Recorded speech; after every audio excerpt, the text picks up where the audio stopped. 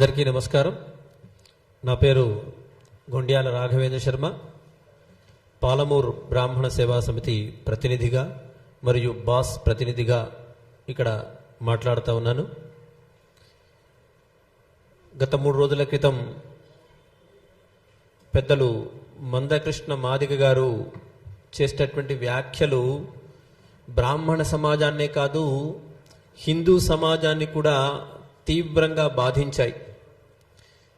పెద్దలు ఇంతకుముందు చెప్పినట్టుగా మీరు అవగాహన లోపంతోనే ఇటువంటి మాటలు మాట్లాడారు.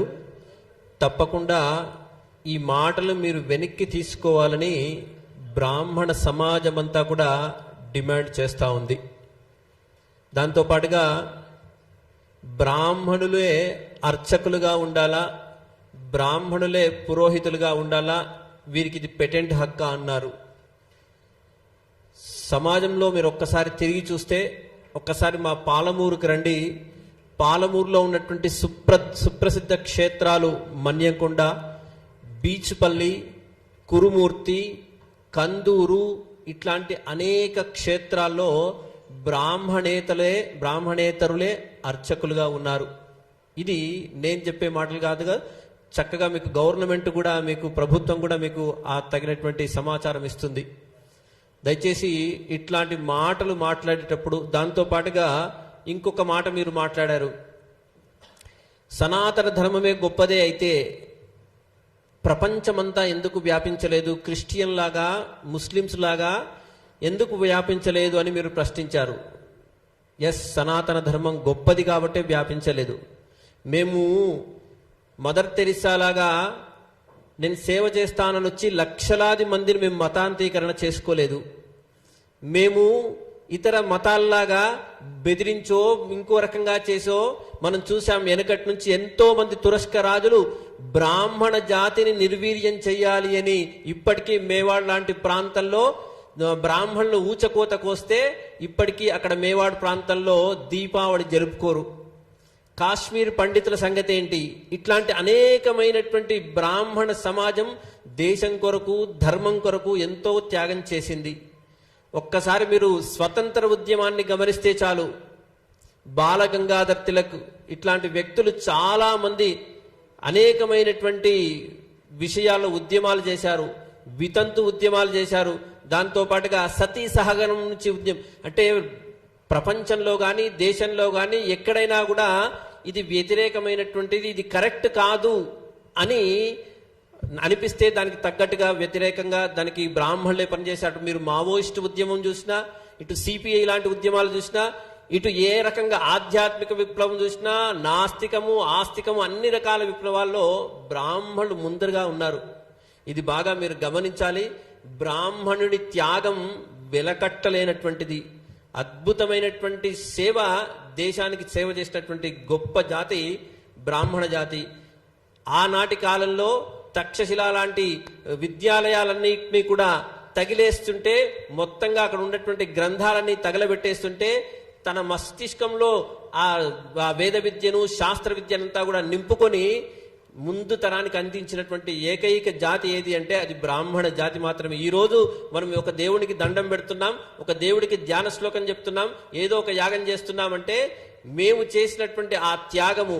కాశీలో ముష్కరులు, తురస్కులు దేవాలయాన్ని దేవాలయం దండయాత్ర చేయడానికి వస్తే బ్రాహ్మణులు బలిదానం చేసుకున్నారండి. ఇంత గొప్పనైనటువంటి జాతి బ్రాహ్మణ జాతి.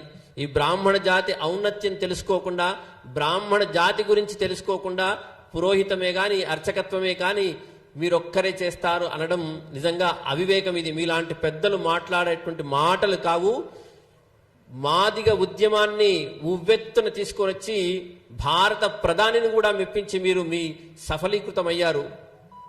ఆ కోణంలో ఈరోజు తప్పకుండా ఈ సమాజం నుంచి, ఈ వేదిక నుంచి మేము మీకు డిమాండ్ చేస్తా ఉంది ఏంటంటే, ఎస్, పురోహితులుగా అర్చకులుగా బ్రాహ్మణులకు పేటెంట్ హక్కు కావాలని మీరు మాతో పాటు ఉద్యమం చేసేందుకు ముందరికి రావాల్సిందిగా ఈ సందర్భంగా మేము మమ్మల్ని స్వాగతిస్తా ఉన్నాం. మీరు ఎందుకంటే చిన్న పిల్లలకు గుండె వైద్యం గురించి ప్రయత్నం చేశారు, మాదిగల గురించి ప్రయత్నం చేశారు, ఇంకా అనేకమైనటువంటి సామాజిక కోణాల్లో మీరంతా గొప్పనైనటువంటి కృషి చేశారు.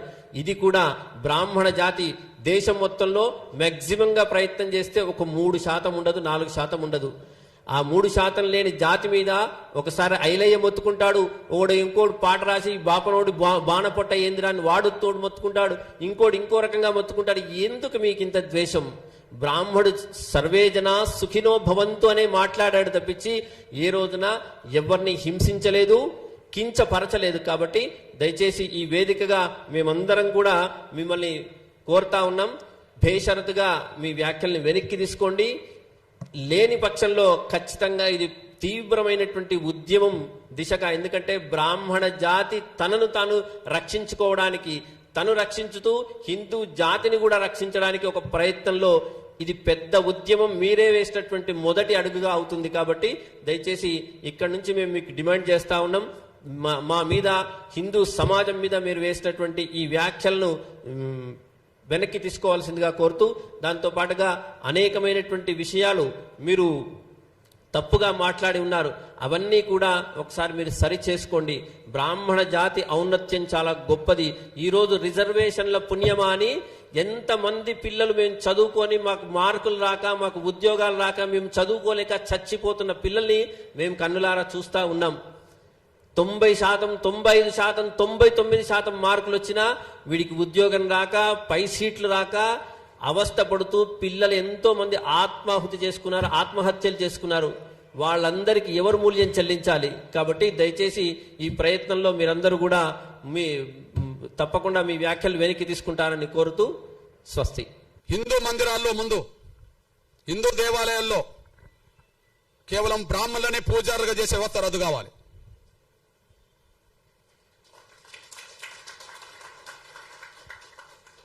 కేవలం బ్రాహ్మణులనే పూజారుగా చేసే వ్యవస్థ రద్దు కావాలి. ఏంది అది పేటెంటా? ఎందుకు రద్దు కాదు? ఈ రాజ్యాంగంలో ఏదైనా రద్దు చేయవచ్చుగా. ఈ రాజ్యాంగం ఈ దేశంలో కుల వ్యవస్థ వద్దనుకుంటే రాజ్యాంగం రద్దు చేస్తుంది కదా. పార్లమెంట్లో బిల్లు పాస్ అవుతే రద్దు అవుతుంది కదా. దానికి అనుగుణంగా రాష్ట్రపతులు ఆర్డర్లు తీయవచ్చు కదా. ఎందుకు రద్దు కాదు? ఎందుకు రద్దు కాదు? నేను అంటున్నా, ఈ దేశ హిందూ దేవాలయాల్లో భక్తులు అన్ని వర్గాల వాళ్ళు ఉన్నప్పుడు పూజారులు మాత్రం, బ్రాహ్మణులు మాత్రం ఎందుకు ఉండాలి? వెంకటేశ్వర స్వామిని నమ్ముకున్న వాళ్ళు హిందూ సమాజంలో అన్ని వర్గాల వాళ్ళు ఉన్నారు.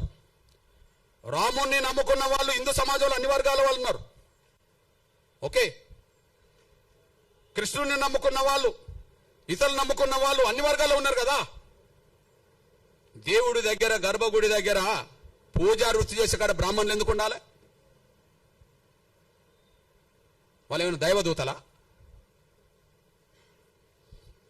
దేవుడు బ్రాహ్మణులను మాత్రమే ఉండాలని ఎక్కడైనా చెప్పిండా? వెంకటేశ్వర స్వామి చెప్పిండా? రాముడు ఏమన్నా చెప్పిండా? కృష్ణుడు ఏమన్నా చెప్పిండా? ఇంకెవరైనా చెప్పిండ్రా? హిందూ దేవాలయంలో బ్రాహ్మణులు మాత్రమే పూజారులు ఉండే వ్యవస్థ రద్దు కావాలా నా డిమాండ్. అక్కడి నుంచి కుల నిర్మూలకు దారితీస్తుంది, అక్కడి నుంచి సమానత్వానికి దారితీస్తుంది. హిందూ వ్యవస్థలో సమానత్వం రావడానికి పునాదులు పడతాయి. నేను ఒక విషయం చెప్తున్నా, నేను అయోధ్యలో రాముడి గుడి కాడ మా ఎస్సీ ఎస్టీ బీసీలకు ఉండబడే హక్కు ఇంకెవరికి లేదు. అది శ్రీకృష్ణ మందిరమైనా అయోధ్య మందిరమైనా, రామాలయాలు ఎక్కడుంటాయో అక్కడ ఎస్సీ ఎస్టీ బీసీలకు ఉండబడే అంత రైట్ ఇంకెవరికి లేదు.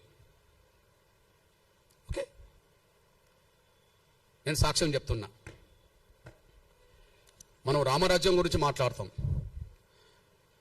రాముడు పరిపాలించినాకనే రామరాజ్యం కదా, పరిపాలించక ముందు కాదు కదా. రాముడు ఒక రాజుగా, మనం నమ్ముకున్న వాళ్ళకు విశ్వాసం దేవుడు.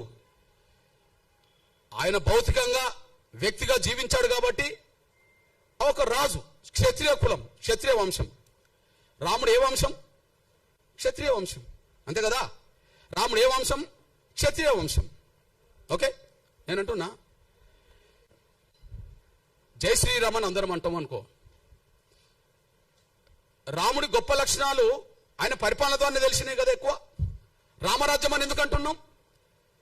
రాముడికి తమ్ముడు ఉన్నాడు భరతుడు, రాముడి కంటే ముందు పరిపాలించండు కదా.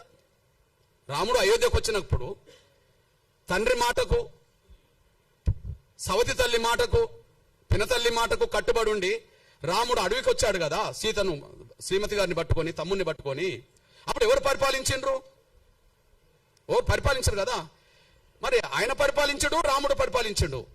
కానీ మనం ఏమంటున్నాం? మన హిందూ సమాజంలో రాముడి భక్తులు ఓకే, రాముడు దేవుడు గొప్ప రాజు అనుకుంటే ఏమంటున్నాం? రామరాజ్యం తీసుకొస్తాం అంటుండ్రు. రామరాజ్యం గొప్పదే కదా. ఆ రామరాజ్యం గొప్పదని ఎట్లా తెలిసింది? రాముడు పరిపాలిస్తేనే తెలిసింది కదా. మరి రాముడు అయోధ్య నుండి వస్తే, అడవి నుండి వచ్చినాకనే పరిపాలించండు కదా. అడవికి వెళ్ళక ముందు రాజు కాదు కదా. అడవికి వెళ్ళక ముందు రాజు కాదు కదా. అడవికి వెళ్ళి వచ్చినాకనే రాజు కదా. మరి అడవికి వెళ్ళి అడవి నుంచి మళ్ళీ ఉట్టికినే వచ్చాడా? యుద్ధం చేయలేదా? యుద్ధం జరిగిందా లేదా? రామారావణ యుద్ధం జరిగిందా లేదా? ఆ యుద్ధంలో గెలిస్తే కదా రాముడు రాజు అయింది. మళ్ళా ఆ యుద్ధంలో గెలిస్తే కదా అయోధ్యకి వెళ్ళింది. గెలిచినాక కదా అయోధ్యకి వెళ్ళింది. అయోధ్యకి వెళ్ళినాక కదా మళ్ళీ రాజుగా పట్టాభిషేకం చేసింది. గెలవకపోతే ఓకే, గెలిచిండు. గెలవడానికి యుద్ధం జరిగింది కదా. ఆ యుద్ధం ఎక్కడ జరిగింది? అడవిలో జరిగింది కదా. ప్రధానంగా శ్రీలంకకు దక్షిణాది మధ్యనే జరిగింది కదా. మరి ఆయన సైన్యం ఎవరా? రాముడు సైన్యం ఎవరు? రాముడు సైన్యం ఎవరు? వానరులే కదా. వానరులు అంటే ఎవరు? అడవి బిడ్డలు కదా. అడవి బిడ్డలు అంటే ఎవరు? ఆదివాసులు కదా. ఆదివాసులు అంటే ఎస్టీలు కదా. అడవిలోనే యుద్ధం జరిగింది కదా. రాముడి సైన్యం 99% ఎవరు? రాముడికి తోడొచ్చిన లక్ష్మణుడు ఉన్నాడు సోదరుడిగా. కానీ రాముడికి అండగా నిలబడ్డది ఎవరిగా? సుగ్రీవుడు కదా. అడవి గిరిజన రాజే కదా. ఆంజనేయుడు కదా. సైన్యానికి నాయకత్వం వహించిండు, యుద్ధం చేసిండు కదా. సైన్యానికి నాయకత్వం వహించింది ఎవరు? యుద్ధం చేసింది ఎవరు? ఆంజనేయుడు కదా యుద్ధం చేసింది. ఆంజనేయుడు ఎవరు మరి? ఆదివాసి కదా. సుగ్రీవుడు ఎవరు? ఆదివాసే కదా. రాముణ్ణి గెలిపియడానికి యుద్ధంలో ప్రధాన పాత్ర పోషించింది ఎవరు? వానర సైన్యం కదా. ఆ వానర సైన్యాన్ని గైడ్ చేసింది ఎవరు? జాంబవంతుడు కదా. ఆ వానర సైన్యాన్ని గైడ్ చేసింది ఎవరు? జాంబవంతుడు కదా. ఇది ఎక్కడి నుండి తీసుకున్నాం? ఇదంతా వాల్మీకి రామాయణమే కదా. ఇది ఎక్కడి నుండి తీసుకున్నాం? వాల్మీకి రామాయణం నుండి తీసుకున్నాం కదా. ఇప్పుడు మన సైన్యాన్ని, దేశ ప్రభుత్వాన్ని గైడ్ చేస్తున్నది ఎవరు చెప్పు? దేశంలో ఒక పెద్ద ఆయన అజిత్ దోవల్, అంతేనా? సైన్యాన్ని, ప్రభుత్వాన్ని గైడ్ చేసేది ఎవరు? అనుభవస్తుడు అజిత్ దోవల్.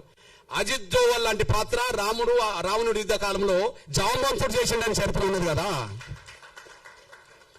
రావణ యుద్ధంలో ఆంజనేయుడికి తన శక్తి తెలియదని తెలుసు కదా. తన శక్తిని గుర్తు చేసింది ఎవరు? జాంబవంతుడు కదా. నువ్వు దాటగలవు, నువ్వు సముద్రాన్ని ఈదగలవు, దాటగలవు, నువ్వు వాయుపుత్రుడివి కదా, నువ్వు పోయి రాగలవు, సీత జాడ తెలుసుకోగలవు, అక్కడున్న వాస్తవాలు చెప్పగలవు, అక్కడి నుంచి మన యుద్ధం చేయగలవు అని చెప్పింది ఎవరు? ఆంజనేయుడికి తన శక్తి స్వరూపుడని గైడ్ చేసింది ఎవరు? చైతన్యపరిచింది ఎవరు? ప్రోత్సహించింది ఎవరు? జాంబవంతుడు కదా. రామ లక్ష్మణులతో పాటు సైన్యం అంతా మూర్ఛపడ్డప్పుడు, వాళ్ళ దాడిలో, రావణకు సంబంధించిన వాళ్ళ యుద్ధం దాడిలో మూర్ఛపోయినప్పుడు వాళ్ళని లేపడానికి వాళ్ళ ఆంజనేయుని పంపి ఏం తెప్పించిండు? మీరే చెప్పాలి. సంజీవిని తెప్పించింది ఎవరు? జాంబవంతుడే కదా. యుద్ధాన్ని నడిపించింది జాంబవంతుడు. యుద్ధంలో త్యాగాలు చేసింది వానర సైన్యం. వానర సైన్యానికి సంబంధించిన వాళ్ళు గిరిజనులు. రాముడి అయోధ్య దేవాలయం నుంచి మొదలుకుంటే రామ మందిరాల్లో నా గిరిజనులు లేకుండా, దళితులు లేకుండా వీళ్ళేందా పూజారి వృత్తి చేసేది? వాళ్ళేమన్నా యుద్ధంలో గెలిపించిన వాళ్ళ? యుద్ధంలో గెలిపించిన వాళ్ళ? యుద్ధంలో గెలిస్తే కదా రాజు అయింది. వాళ్ళేంది అంటున్నా నేను. రావాలి, చర్చకు రావాల్సిందే. పోనీ రాముడి గుణాలని, రాముడి పౌరుషాన్ని, రాముడి మానవత్వాన్ని, రాముడి సామాజిక స్పృహను గొప్పగా ప్రపంచానికి చాటిన వాళ్ళు ఎవరు? వాల్మీకే కదా. గొప్పగా ప్రపంచానికి చాటిన వాళ్ళు ఎవరు చెప్పండి? రామాయణం రాసిన వాళ్ళు ఎవరో చెప్పండి. వాల్మీకి రామాయణం లేకపోతే రాముడి చరిత్ర ఎవరికి తెలుసో చెప్పండి? వాల్మీకే కదా. వాల్మీకిని మన తెలంగాణలో పోయే కదా, బీసీనే కదా, అక్కడక్కడ ఎస్సీలో ఉన్నారు కదా, పోనీ బీసీ సమాజం అనుకుందాం. నేనంటున్నా, వాల్మీకుడు రాముడి గురించి ప్రపంచానికి తెలియక ముందే అందరు తెలిసేలాగా చేసింది వాల్మీకి అయితే, నా బీసీ ప్రజలకు సంబంధించిన వాళ్ళు ఎందుకు పూజారులు ఉండరు రామ మందిరాల్లో? రాముడు యుద్ధం చేసే సమయానికి సీత జాడ కనుక్కోనేలాగా ప్రోత్సహించింది, తెలుసుకున్నది, వీళ్ళని కాపాడి ప్రయత్నం చేసింది మన జాంబవంతుడు కదా, దళితుడు కదా, మాదిగల ఆరాధ్య పురుషుడు కదా కదా. ఈ దళితులకు లేని పూజారి వాళ్ళకెట్లా వచ్చింది? యుద్ధంలో గెలిపించింది మేము కదా, మా ఆదివాసులు కదా.